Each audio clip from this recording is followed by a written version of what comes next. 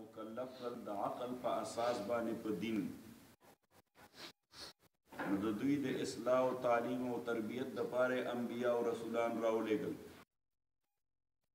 او دا انساني فطرت دی چې په کوم شی کې دی یو ځل بوخت وي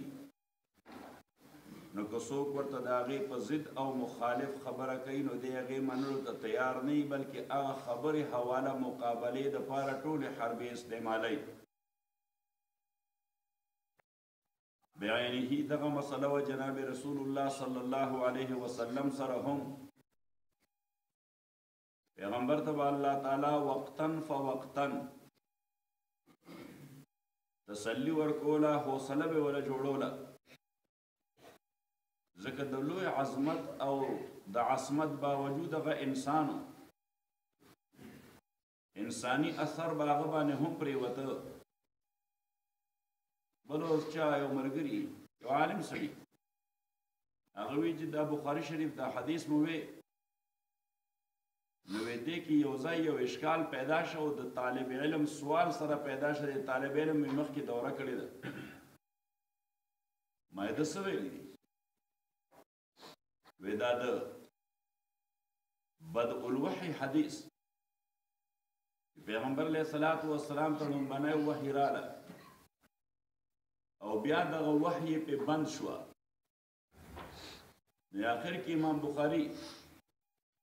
هغه تعلیقا ذکر کوي وقال الزهري چې زهري وایي محمد ابن مسلم د شهاب الزهري وی هغه وایي چې نبی علیه الصلاة والسلام باندې یو داسې کیفیت و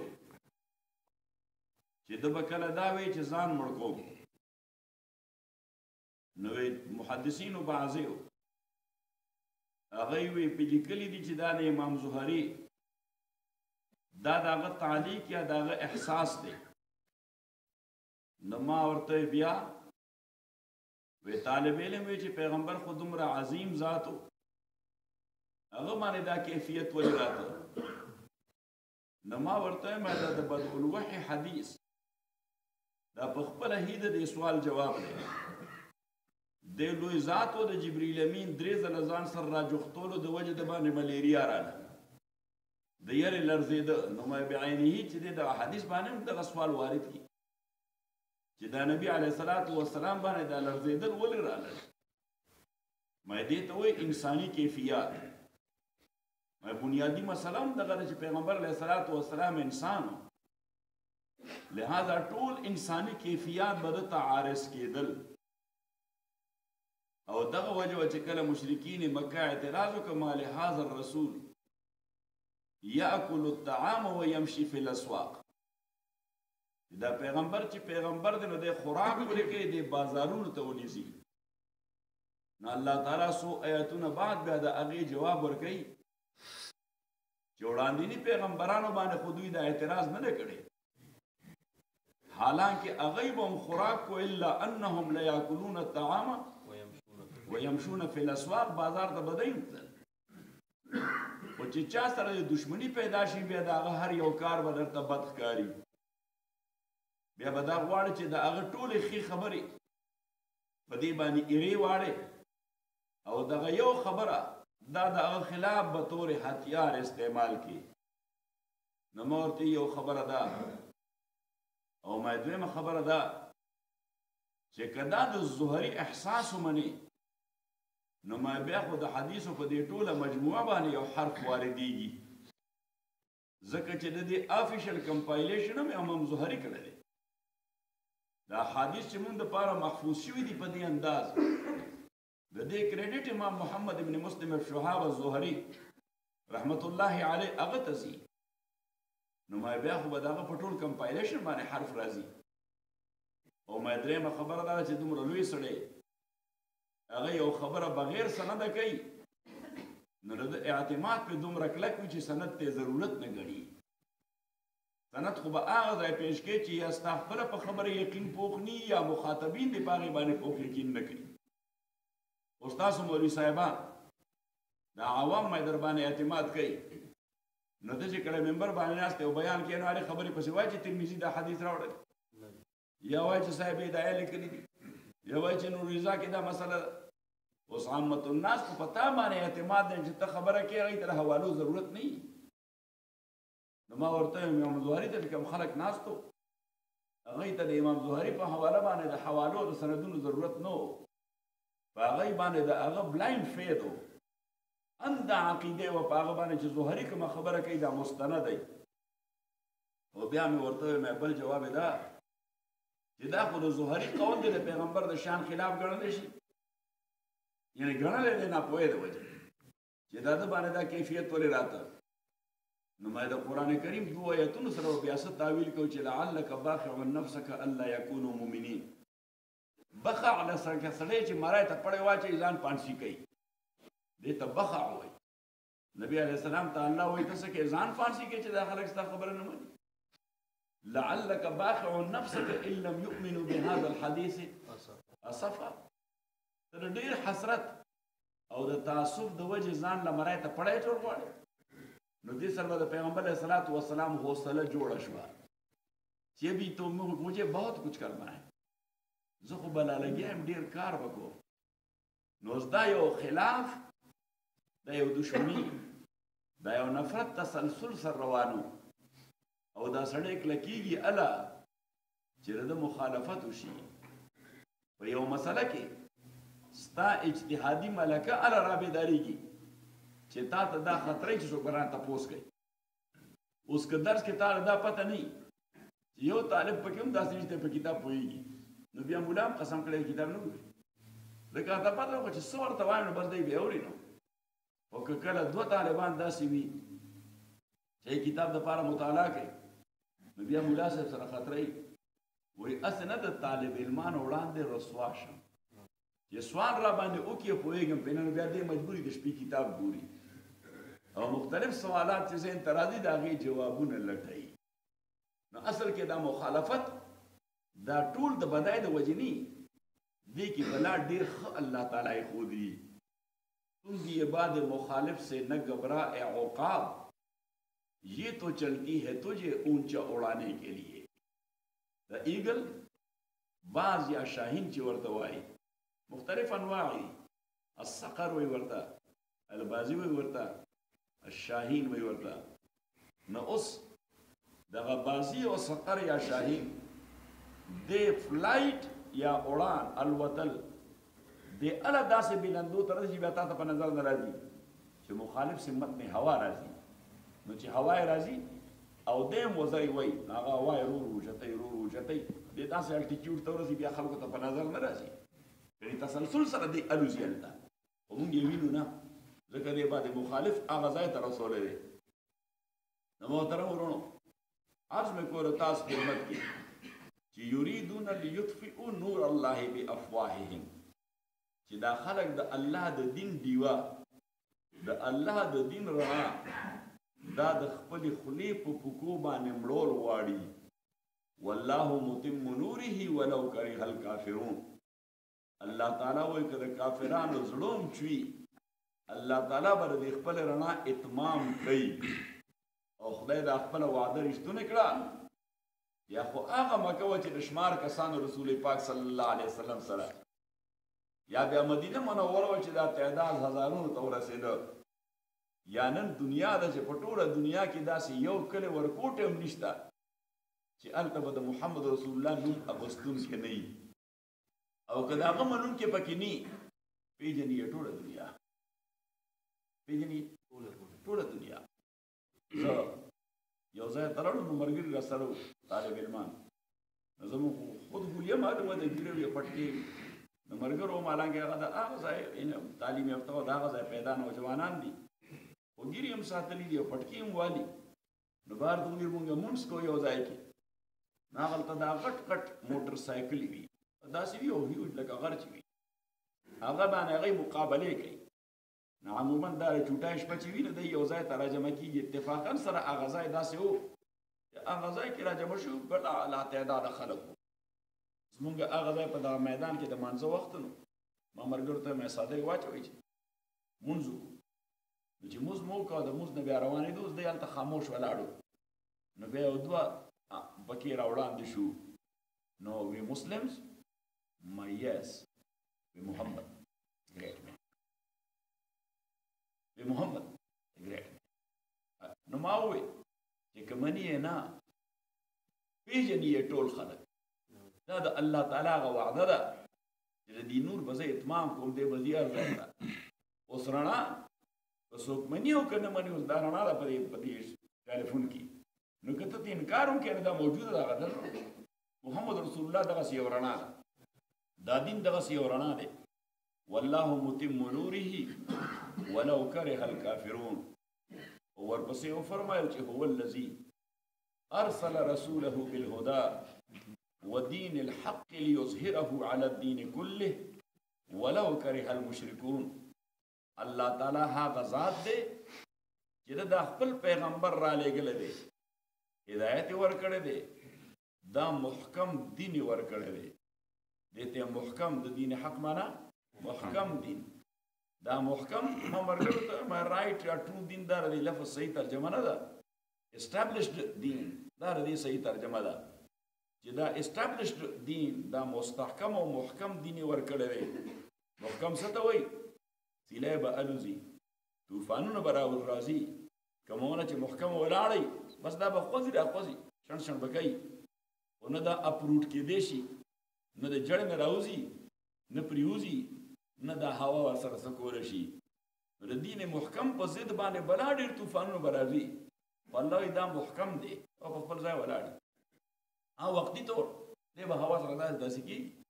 صحیح موږ چې دی هوا سره لږ داسې وایي څه به کېږي موږ به ملګري هېڅ نه کېږي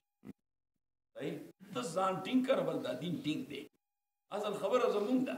چې مونږ ټینګ نه یو ودین الحق لیظهره علی الدین کله الله تعالی فرمایي چې دا دې دپاره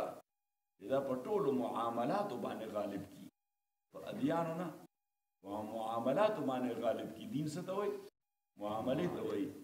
دین څه ته وایي عمل ته وایي دین څه ته وایي جزا ته وایي دین څه ته وایي غلبې ته وایي دلته په معنا د معاملاتو دی چې په ټولو معاملاتو باندې غالب کی معنا ده چې د یو مسلمان د باتروم بزنس چې دی کله باتروم کې دننه وي دی به اودسماتې کوي په هغه طریقه چې څنګه پیغمبر علیه السلام ورته ویلي دي دی چې ځان صفا کوي په هغه طریقه چې څنګه نبي علیه السلام ورته ویلي دي دی چې غسل کوي په هغه طریقه به کوي چې څنګه نبي علیه السلام ورته ویلي دي دی چې خوراک کوي په هغه طریقه به کوي چې څنګه نبي علیه السلام ورته ویلي دي دی چې ګټه یا خرج کوي په هغه طریقه به کوي چې نبی علیه السلام ورته ویلي دي دی چې حکومت او سیاست کوي نو په هغه انداز به کوي چې څنګه نبی علیه السلام ورته ویلي دي دی چې قومي یا بین الاقوامي معاملات حل کوي نو په هغه طریقه به حل کوي دا د دې آیت معنا ده لیظهره علی الدین کله ولو کرح المشرکون الله تعالی فرمایي اگر که د مشرکانو زړه چوي دی باندې اوس د کافر او د غیر مسلم دا هغه تا سره په دې جګړه نه ده چې ته منځونه مه کوه دا هغه تا سره په دې جګړه نه ده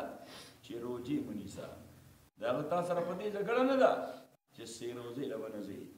چلې له به نه ځې دا هغه تا سره په دې جګړه نه ده چې زکات به نه ورکوې یا حج له به نه ځې د هغوی دپاره لویه خطره دا ده چې دا دین دا به په ژوند باندې حاکم کېنه خبره هم ذهن کې راغله دې وجې الله ورپسې ولو کرح الکافرون ولو کرح المشرکون وایي چې دا شی دې سره دای زړه چوي ولو کرح المشرکون او بیا الله تعالی وفرمایل چې اوس دغه جدوجهد کې نو زه خو بیا په دې حواله باندې فارغ یم ځکه چې دا جدوجهد به کې په هغه خطه کې چې کوم ځای خطه هم د مسلمانانو اکثریت وي او حکمرانان هم مسلمانان وي چې کوم ځای خطه کې اکثریت د غیر مسلمو وي حکمرانان هم غیر مسلمي هلته نه خو به هغوی ته صرف دغه تقاضا کوي چې زمونږ د مونځ انتظام زمونږ د روژې انتظام زمونږ د حج انتظام زمونږ د زکات انتظام خبره هم ذهن کې راغله نو مونږ هلته کې درخواست ورکړو وزارت خارجه ته د معامله خارجه سیکرټري سره نو وزارت خارجه ته چې مونږ په دا ځای کې یو مسجد جوړو نو د یو لوی پروسس وي یا ورته دا و چې دا یو بلډینګ دی نو مونږ دا بلډینګ مسجد ته کنورټ کوو نو هغوی پې اول خپل سوچ وکړي چې که دا مسجد شي او خلک ورته راځي نو چې د دې به مثبت یا منفي اثر په علاقه باندې سي دا خو یې په خپله سوچ وکړي هغوی دا معلوم کړي چې د قانون په حواله هېڅ منفي اثر نشته نو بیا تا ته ووایي چې خواته ګاونډیان دی په دومره ریډیس کې لکه مثلا تا ته وایي په 400 میټره کې 4 واړو طرفو ته کوم ګاونډیان چې دي د هغوی نه NOC واخلئ ځکه هلته قانون دی چې دی خو څه اعتراض نشته نو بیا به ته هغوی باندې وګرځې نو هغوی به په دې پوه کړي نو هغوی به درته دسخط وکړي زموږ هېڅ اعتراض نشته نو چې هغوی اعتراض نه وکړي نو بس درخواست پروسس شي مخ په وړاندې لاړ شي نو چې مخ په وړاندې لاړ شي نو هغه یې منظور کړي نو هغه بلډینګ مسلمانان جومات ته کنورټ کړي نو فایدې څه وشي بیا چې ته څومره ډونیشن یا چنده هغې جومات ته ورکې نو دا ورکې په چک باندې صحیح نو اوس هلته خو د ټیکس یو انتظام دی چې پیسې ګټې نو حکومت له به ټیکس ورکې هغوی نه خو 1 روپۍ هم نشي بچت کولی او کله چې د چا آمدن زیاتي د هغه نه ټیکس تقریبا 40% کټ کېږي په هرو کې 100 کې 40 روپۍ چې حکومت ته 70 روپۍ میلاویږي ده ته صحیح نو اوس چې ته کله چنده ورکې لکه $15,000 دې ورکړل نو دا $15,000 په دې کې 70 روپۍ ستا لړې 40 روپۍ د حکومت راغلې دې مسجد ته یعنې دغې پیسو باندې بیا هلته هغوی ټیکس نه اخلي ځکه چې وایي دا د دوی مذهبي عبادت خانې ته تللي دي نو دې شیونو سره بیا د غیر مسلم حکومت د هغوی ورسره څه طرفګني نه وي د هغوی طرفګني دغې سره ده چې لیظهره علی الدین کله هغوی وایي دا دین به په معاملاتو نه غالب کې دلو په ریاست او په حکومت کې دخل نه ورکې دا به د هر یو سړي شخصي معامله ګرځي ولا نو ورپسې وفرمایل چې دې دپاره خو کله ځان به لګې کله مال به لګې نو ویې فرمایل چې یا ایها الذین آمنو هل ادلکم علی تجاره تاسو تجارت کوئ که نه کوئ وایي کوئ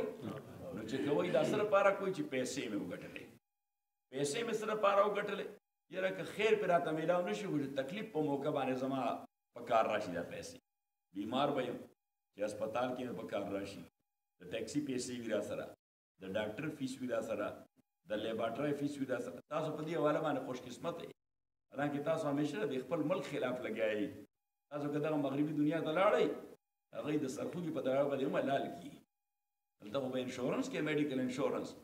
پیسې به ورکې ماهانه د هر یو بنده په سر باندې هسپتال کې ځي او که نه ځي ناجوړه کېږي او که نه ناجوړه کېږي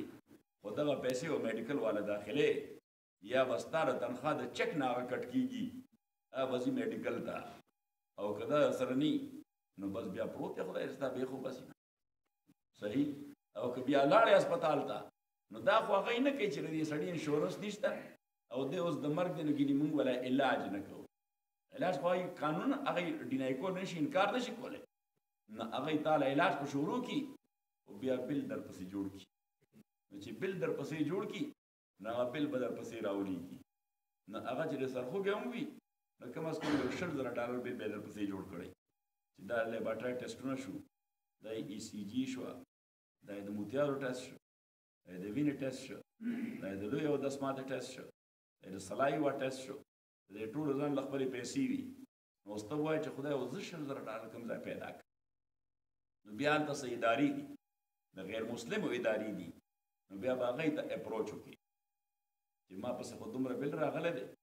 د میډیکل او زما خو نه هغوی تا ته وایي ته د خپل آمدن کاغذونه مونږ ته وښایه نو تا چې کوم تېر کال ټیکس ریټرن هغه فایل کړی نو هغه کاغذونو کاپي به هغوی له ورکړي نو هغوی یې ټیکس ډپارټمنټ ته کنفرم کړي چې دا چېرته جعلي خو جوړه نه ده نو چې هغه حقیقي وي او ته واقعي مستحق یې نو بیا هغوی چې څومره کولی شي نو هغوی کې وایي دوره به پکې مونږ ورکړو حالانکې نه یې ته پېژنې نه تا پېژنې غیر مسلم دي بس د هغې اداره ده نو یې به تا ته ووایي چې دې کې $10,000 به دې مونږ ورکړو او بیا به تا ته ووایم چې یو بله اداره ده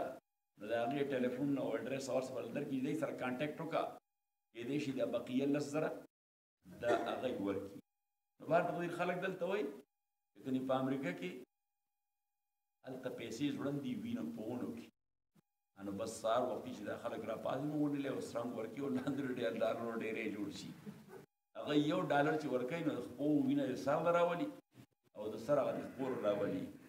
دلته خو تاسو ټوله ورځ دین برته ناستې او چایانې څښئ هلته نه ښځه په آرام ناسته نه سړی په آرام ناست دی یعنی خلکو ملک جوړ کړی دی جوړ هم په دې دی چې ټول خلک کار کوي جوړ هم په دې چې ټول خلک ځان له هم ګټي او سټیټ له هم ګټي ریاست له هم ګټي ریاست هم په هغې باندې آباد وي بعد حضور عرض مې ستاسو خدمت کې دا کړو چې اوس دغه دین چې غالب کې د مسلمانانو خطه کې په ټولو معاملاتو نو دې کې به د جان قرباني هم راځي او د مال قرباني به نو ورپسې الله وایي چې الذین آمنوا هل ادلکم علی تجاره اوس دلته هم کله چاته ووایي ویره کې یو بزنس ته خیم ډېره فایده ده پکې یو بزنس ته خیم ډېره فایده نو ټول خلک به غوږونه ډېر کړي چې یاره زه هم واورم چې داسې نو الله تعالی ووایي چې هل ادلکم علی یو بزنس ته نه خیم چې د دردناک عذاب نه پې خلاص شي په کومه موقع چې عذاب راځي هغې نه به خلاص شي تؤمنون بالله کلکه عقیده په الله باندې ورسوله د الله په رسول باندې وتجاهدون فی سبیل الله باموالکم وانفسکم مجاهده کول د الله په لار کې مال سره او جان سره ذالکم خیر لکم ان کنتم تعلمون الله تعالی فرمایي که تا لږ عقل وکړو او لږ سوچ دې ورته وکړو نو دا تجارت ستا لپاره ډېر بهتر دی ځکه د ټول نه لویه بهتري دا ده چې ته پرې د خدای د عذاب نه خلاص شي او دا هغه وخت دی چې په دغه وخت کې نه پلار په کار راځي نه مور په کار راځي نه رور په کار راځي نه خور په کار راځي نه د هغه پیسې په کار راځي چې کومې دې ګټلې دي نه د هغه بلډینګونه په کار راځي نه د هغه موټر او سورلی په کار راځي چې ته پکې عیاشي کې نبی علیه الصلاة والسلام فرمایي حدیث قدسی دی چې یقول ابن آدم مالی مالی ابن آدم وی ما د مختلفو کتابونو نه تقریبا یو 300 احادیث قدسیه هغه مې راجمع کړل او نوم مې پکې خو د النفحات الانسیه بالاحادیث القدسیه مرګل نه ورکړه په کار کوي نو هغه تم کتابونه زور ډیر شي چاته نه تاسو په د قاضي صاحب دور لیکل څنګه کوي نو مې ته ورته وایې کنه چې دې د شپې یو دسته کاغذ وخوري نو چې سهار بیا را پاسې نه په دې خلاص دغه طرف ته دا لیکلی کاغذونه راوځي او بس کتاب جوړ شي سهار وخت نه بیا زه نو مزه خو ډوډۍ هم چېرته ډېره کمتره خورم باقاعده زه ډوډۍ ته نه کښېنم نه د باقاعده چای ته کښېنم خو یا درس لزم یا چېرته جنازې لزم او چې فارغ یم نو بس صرف لیکل کوم نو بار الله تعالی د قبولیت ورکړي ځکه صرف لیکل یا صرف کتل او پرنټ کېدل د دې خو هېڅ فایده نشته یعنې که ما ډېرې خبرې وکړې نه پې ما عمل وکړو نه پې تا عمل وکړو نو بس هوا د لاړه تېره شوه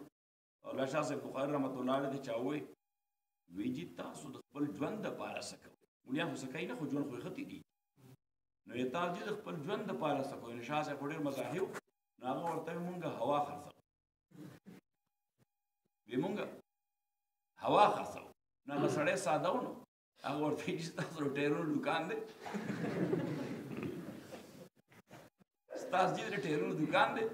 نو هغه وایي دا ما تر وړاندې خلک چې ناست ټول ټایرونه یې زه پکې هوا ورته کړم نو وی زه دی له هوا واچوم دی به ما لږې پیسې راکړي او زما ژوند په هغې باندې روان وی زه د دی نه غواړم دی په خپل عقیدت ماته راکړي نو بس ملایان صاحبان ځان له دا عقیده مستحکمه کوي ته نن نه دا عزم وکړه مه غواړه ته مه مه کوه یو کال محنت وکړه که کال بعد الله تا باندې دا ټولې لارې راکولاو نه کړې زه به د سړي ژویانې نو ما ته څه مولوي صاحبانو وویل چې دا یو کال دغه ډېر لوی مصیبت مونږ مې دې لاره کې ټینګ تېره شو ما نه کړه دا یو کال خو ورته ځان ټینګ کېږه زموږ دې کلي کې یو مشر خدای دې وکړي نو هغه به ډېرې داسې معنا غوندې خبرې کولې اوس خو تاسو دال پخوئ پخوا به مونږ ورته پیتي ویله څه به مې ورته پیتي نو هغه به نرمه وه بلکې دا سمسای به په دې چڼو والی دا به بالکل اوبه شوي پکې نو هغه به یو ګونه شوریا وشوه ډېر ښه خوند دی هغې ته به تړکه مړکه نه وه بس دا ټیکري باندې به یې لغونې سوچه غوړي واچو چې هغه به بوایلینګ به شروع کړ جوشېدل به شروع کړل نو یو پلی د اوږې به ورته ټکوی پې ور واچو خوشبویو په دې ټوله محله کې خوره شوه دا یې په پیتای باندې ور وړل د هغې چې به کم خوند وي هغې مرچ به واچول داسې خوراک به ډېر کمتر و اوس خو ښځو له هم د هغې چل نه ورځي ښځې لاړې مړې چې چا پیتي پخولی شوه نو د هغې کور کې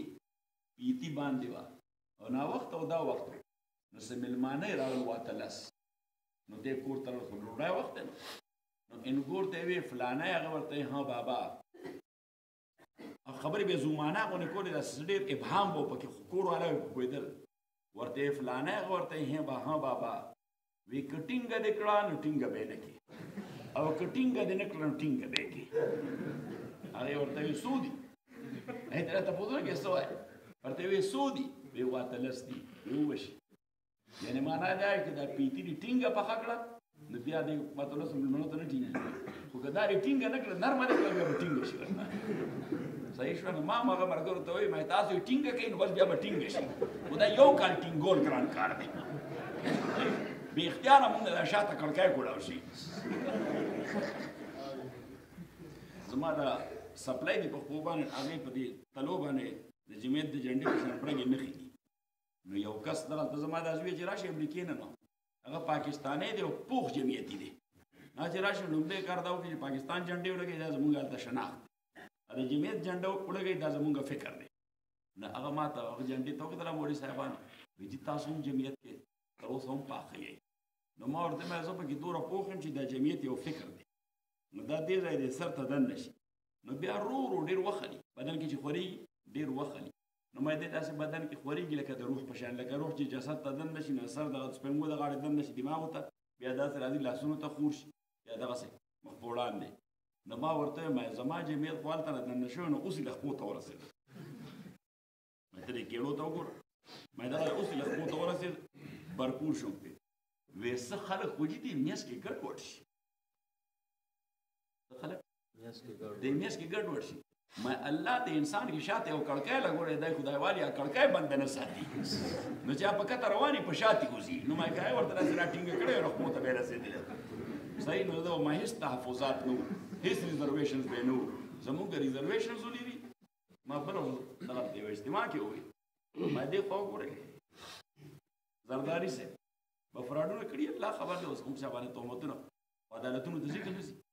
لږ تېز وایي کیسونه پې شته که نه شته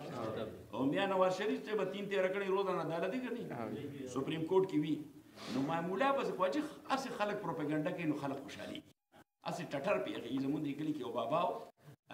هغه ما ته مولوي صاحب مولوي صاحب ما ها وی تا نن دې جمعه کې دومره ښه بیان وکړو په غیبت باندې ډېره لویه ګناه ده خو چې سړی وکړي ټټر پې یخ شي نو تاسو هم چې ملا پسې خبره شروع شي ټټر هم یخ شي صحیح ده اوس که زرداري پر څوک خبره کوي نو څوک ورته توجه نه کوي که نواز شریف پسې خبره کوي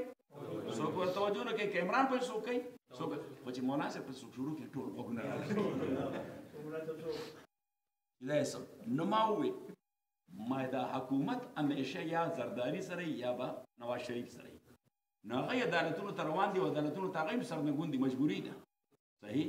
نو ما که دا مولانا صاحب دومره ناکاره سړی دومره ناکاروالی کړی دا د عدالتونو یا د ادارو د دوی د ماماز وي دی که څه صحیح نو بیګا مې ورته ما ستا ثواب مفته کې ډېر کېږي ما د عبادت خو ته هم زما په شان دومره تکړه نه یې صحیح ما زه هم کمزوری یم ته هم کمزوری ما ستا خدای وفایده چې زه خلک در پسې لګیا یم وی خدای دې وکړي چې داسې خلک را پسې لګیا شي زمونږ اودس وکړئ که نه بېلمازه خنزیر سره خپل څه نو زما کاسې داسې خلک را پسې لګیا شي چېرې څه خو به راته میلاو شي که نه